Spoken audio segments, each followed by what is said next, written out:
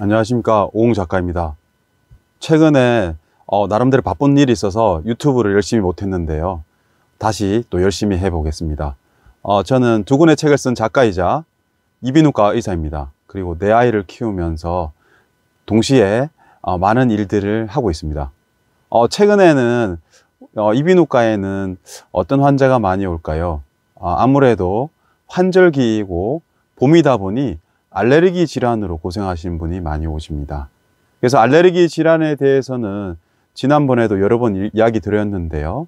먼저 알레르기 질환이라는 것은 어떤 특정 물질, 그러니까 진먼지, 진드기, 꽃가루, 애완동물 털이나 비듬 같이 특별히 나쁘지는 않은데 유전적인 이런 인자로 인해서 과민 반응을 일어나게 됩니다. 알레르기 질환이 일어나는 기간에 따라서 질병명이 다른데요. 눈에 생기면 알레르기 결막염, 코에 생기면 알레르기성 비염, 그리고 피부에 생기면 알레르기성 피부염인데 주로 아토피라고 말하고요. 그리고 알레르기 기관지염은 주로 천식이라고 이야기를 합니다. 이러한 알레르기 질환에는 이런 유전적인 원인도 있지만 우리 악화인자가 또 있는데요. 찬바람이라든지 온도 변화, 안 좋은 공기, 이런 것 때문에 악화가 되는데요. 또 감기에 걸리면 기침을 더 오래 한다든지 콧물이 오래 간다든지 이렇게 되는데요. 이런 것들이 악화인자인데 대부분의 사람들은 이런 악화인자를 원인인 줄 알고 찬바람 불면 힘들어요, 황사가 날리면 힘들어요, 꽃가루가 날리면 이렇게 말씀합니다. 우리가 이러한 악화인자들은 말 그대로 악화를 시키기 때문에 근본적인 원인은 아닙니다. 근본적인 원인은 우리가 이제 유발인자라고 하는데요. 가장 많은 게 진먼지, 진드기, 봄철에는 꽃가루. 사실 우리가 장미나 이런 꽃가루라고 생각하는데 그런 게 아니고요. 우리가 말하는 꽃가루는 자작나무, 참나무, 오리나무, 삼나무 이런 것처럼 나무에서 나오는 화분을 번역을 하다 보니까 꽃가루가 돼서 우리가 그냥 꽃가루 알러지를 하는데 사실은 화분 알러지라고 생각하시면 됩니다. 흔히 송화가루 날릴 때 생각하면 되는데요. 그런 화분 때문에 생기게 됩니다. 그리고 여름철에는 목초류인데요. 주로 잔디, 골프 치거나 하실 때 잔디를 깎을 때 가면 이제 목초류 알러지가 있는 분들은 안 좋아지겠죠. 그래서 우리나라는 좀 덜하고요. 그리고 잡초류는 쑥이나 돼지풀처럼 이러한 잡초류의 포자 때문에 또 생기게 됩니다. 그래서 가을에 성묘를 간다든지 또는 등산을 할 때 주로 생기게 되고요. 그리고 이제 겨울철에는 주로 생기는 것들이 진먼지나 애완동물 털이나 비듬인데 사실은 이러한 원인들은 1년 내내 생기는 원인들입니다. 그래서 오늘 말하려고 하는 것은 진먼지, 진드기인데요. 그래서 하나씩 어떻게 피하고 어떻게 줄이고 어떻게 치료할지에 대해서 말씀드리려고 합니다. 먼저 진먼지, 진드기를 선택한 이유는 원인이 가장 많기 때문입니다. 우리가 알레르기 질환의 70~80%가 진먼지, 진드기 때문에 생깁니다. 근데 겨울철에 심해지는 이유는 생각해 보면 쉽게 알 수가 있습니다. 우리가 진먼지, 진드기에 대해서 먼저 알아야 되는데요. 진먼지, 진드기는 우리가 0.1에서 0.3mm 정도 되는 거미과의 곤충입니다. 그리고 투명하기 때문에 눈에는 보이지 않습니다. 간혹 가다가 사람들이 진먼지에 물렸다고 생각하는 분들이 있는데요. 사실은 그 물린 자국은 벼룩이나 또는 빈대같이 우리 흡혈로 해서 살아가는 그러한 곤충들을 말할 수 있습니다. 걔들은 2에서 3mm 되기 때문에 우리 눈에도 보입니다. 진먼지, 진드기는 물지는 않습니다. 진먼지, 진드기는 크기가 0.1에서 0.3이기 때문에 눈에는 안 보이는데요. 진먼지, 진드기 자체 때문에 그렇기보다는 진먼지, 진드기에서 나오는 개들의 분비물이라든지 그런 것 때문에 증상이 생기게 됩니다. 진먼지, 진드기는 피를 빨아먹지 않으면 뭘로 먹고 살까요? 사람의 각질을 먹고 삽니다. 그래서 사람의 각질은 주로 1에서 1.5g 정도 하루에 나오는데요. 엄청난 각질이 나오죠. 그렇기 때문에 진먼지, 진드기는 이 각질이 모여있는 침구류나 소파, 옷 같은데 많이 살게 됩니다.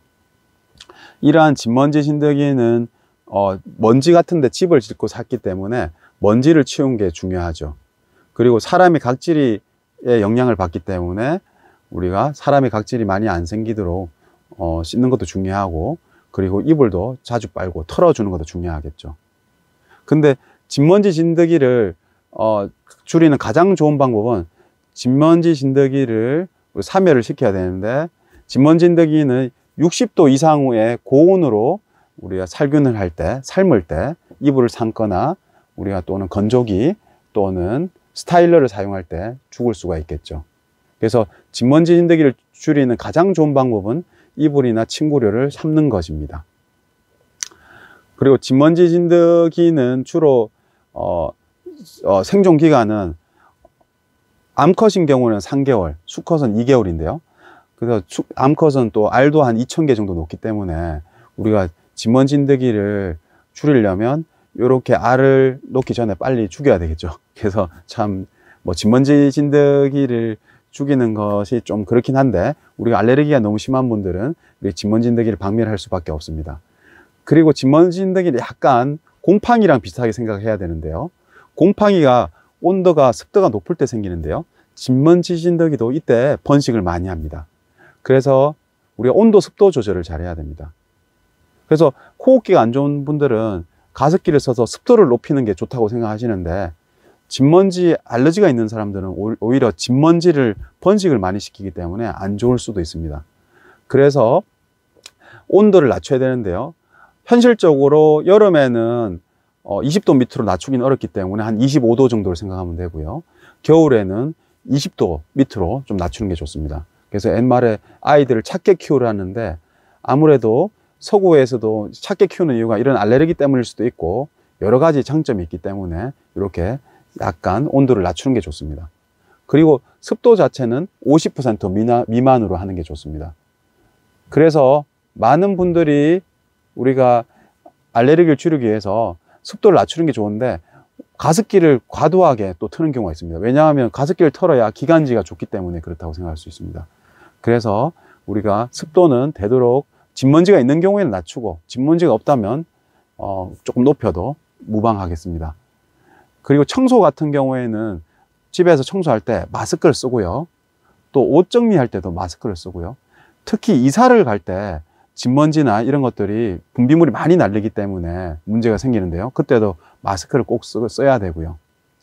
그리고 삶는 게 좀 불가능하다면 이불을 우리가 이제 알레르 땡땡 하는 그런 이불이 있죠. 투과가 안 되는 그런 이불을 사용할 수가 있고요. 그리고 이불 자체를 특히 극세사 같이 진먼지가 잘 살 수 있는 그런 이불들은 사용을 안 하는 게 좋습니다. 또 우리가 강한 자외선이 있을 때는 우리 햇빛에 말리는 것도 상당히 좋겠죠. 그래서 진먼지 진드기를 줄이는 방법 자체는 삶거나 그다음 온도 습도를 낮추는 게 가장 좋은 방법입니다. 그리고 주기적으로 환기를 많이 시켜줘야 진먼지 진드기 자체에 나오는 분비물들이 없어지겠죠. 공기청정기는 사람들이 많이 물어보시는데 어느 정도 효과는 조금은 있겠지만 사실은 아주 미세하기 때문에 아직까지 공기청정기로 진먼지를 많이 줄일 수는 없습니다. 이상으로 진먼지를 이렇게 어떻게 줄이는지, 어떻게 피하는지를 알아봤는데요. 그렇다면 진먼지 진드기 비염 있는 사람 어떻게 치료를 할까요? 진먼지 진드기는 환절기 때 심하기 때문에 미리 환절기가 오거나 미리 코에다가 스프레이를 뿌리는 겁니다. 진먼지는 1년 내내 증상이 생기기 때문에 약을 먹는 것은 한계가 있습니다. 그래서 가장 안전하고 효과적인 스프레이를 한 달, 2달 이런 식으로 주기적으로 뿌리고 또 좋아지면 멈추고 이렇게 주기적으로 뿌리는 겁니다. 우리가 글로벌 연구에서 2살 이상의 아이들을 1년 이상 사용해도 부작용이 없다는 것이 밝혀졌습니다. 그리고 성장에 전혀 문제가 없다는 게 밝혀졌습니다. 그래서 진먼지가 진드기가 있을 때, 비염 있을 때는 코에 뿌리는 스프레이, 천식일 때는 흡입제를 계속 사용하고요. 아토피가 심할 때는 우리가 연고라든지 보습제를 계속 발라주게 됩니다. 그래서 치료는 줄이는 방법, 해피요법, 그리고 진먼지가 계속 있기 때문에 약물요법을 하고요. 이 두 개로 안 될 경우, 진먼지 진드기가 너무 심하고 줄여도 안 되고 그리고 약물 치료 안 되는 경우에는 앞에서 이야기한 것처럼 면역 치료를 하게 됩니다. 앞에서 면역 치료에 대해서는 많이 이야기해서 간단하게 설명하겠습니다. 우리가 계란 알러지가 있는 사람들이 빵이라든지 음식을 먹다 보면 알레르기가 우리가 적응이 되듯이 진먼지 진드기를 혀 밑에 주기적으로 녹여 먹거나 주사를 맞아서 면역을 시키는 겁니다. 3년에서 5년 치료를 하게 되면 거의 완치에 가깝게 됩니다. 제가 한 달씩, 두 달씩 기침을 하는 천식이 있었는데요. 저는 처음에는 몰랐는데 3번의 검사에서 진먼지가 나와서 혀 밑에 녹여 먹는 설화 면역 치료로 저는 5년을 했는데요.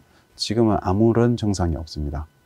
그래서 진먼지 진드기를 줄이는 게 말처럼 쉽지가 않기 때문에 먼저 환경을 최대한 정리해보고 안 된다면 뿔에 있는 스프레이로 좀 도움을 받고요. 또 심한 경우에는 약물 치료를 최소하게 수일 동안 하는 경우도 있고요.